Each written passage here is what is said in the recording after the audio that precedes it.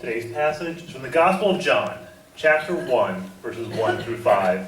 John 1, 1 through 5. In the beginning was the Word, and the Word was with God, and the Word was God. He was with God in the beginning. Through him all things were made. Without him nothing was made that has been made. In him was life, and that light was the light of all mankind. The light shines in the darkness, and the darkness has not overcome it.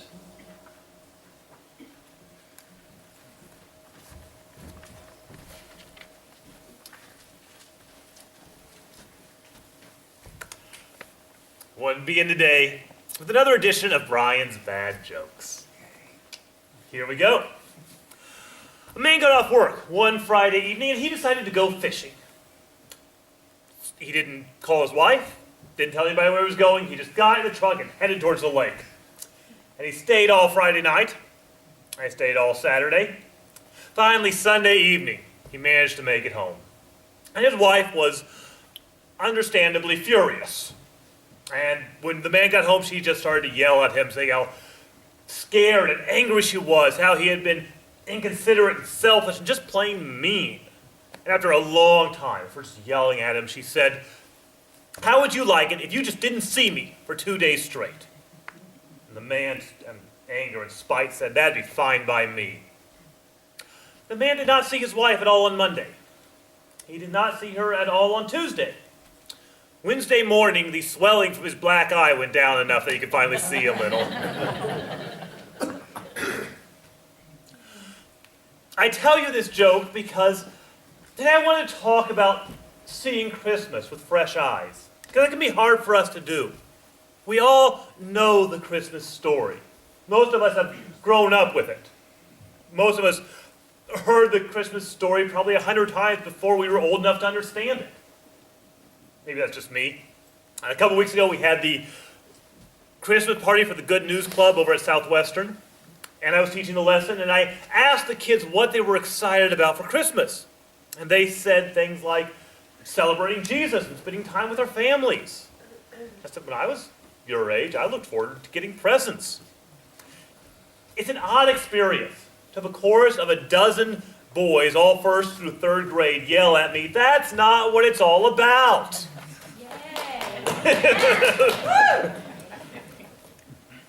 They're right, of course. But even as adults, it can be difficult to remember what Christmas is all about. Because we have so many other things going on. It can distract us from the center of Christmas.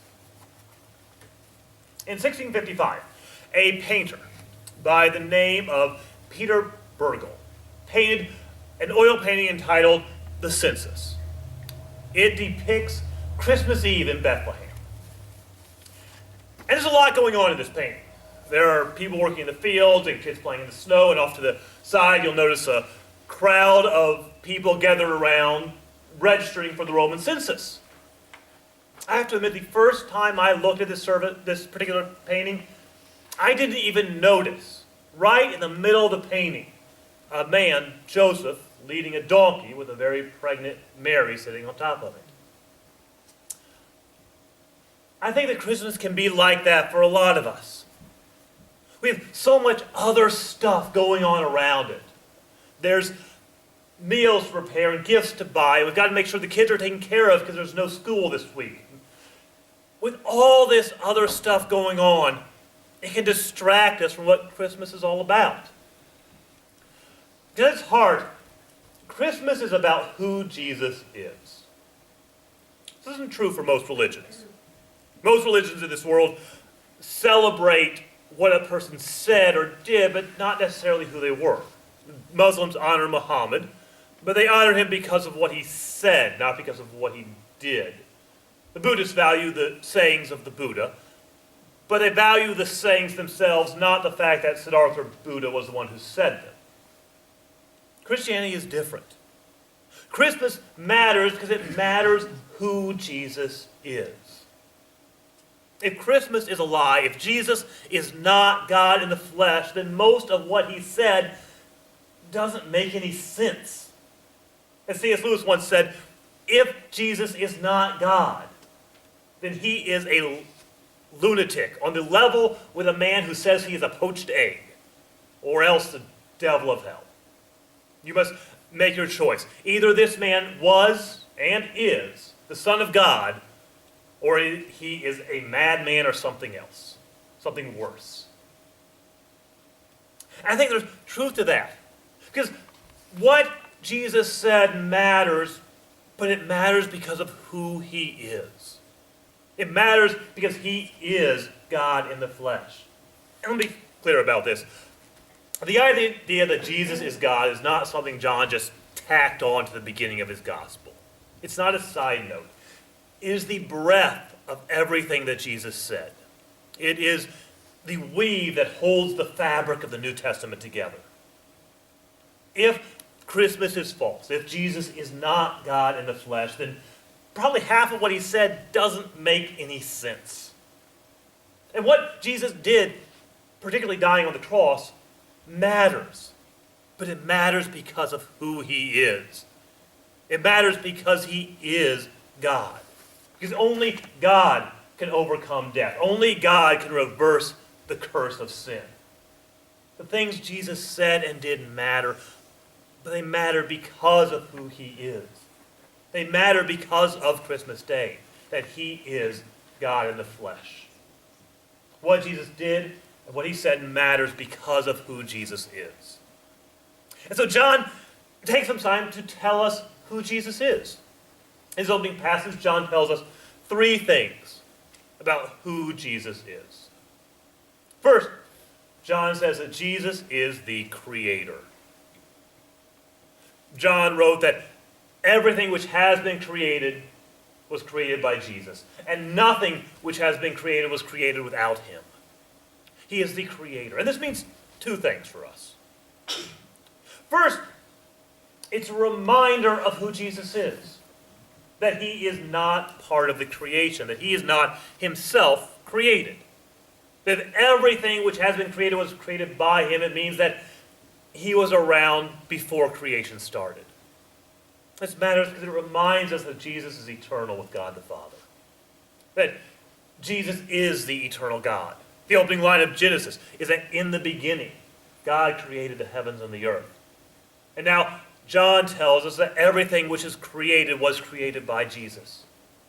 In his opening passage, John is finding as many different ways as possible to tell us this plain truth, that Jesus is God in the flesh. It's also important to remember that Jesus is the Creator because it reminds us that this world is created, that it had a beginning and that it will have an end, that it does not last forever. And the trappings of Christmas, the tree and the lights and the food and the gifts, are not what really matter, that they will all pass away. I'm not saying they're bad. I actually think they can be great. I enjoy the trappings of Christmas. They can be fun. And they can point us to the deeper meaning. The lights point us to the true light that has come into the world. The gifts remind us of the greatest gift that has ever been given. But while they're fun, we shouldn't let them consume us. Because all the traditions of this world will pass away. They pass away in this world. And there was a time when the most common Christmas tradition in Europe was to cut down the biggest tree you could find and set it on fire. And however long that log burnt, that's how long the Christmas celebration lasted that year.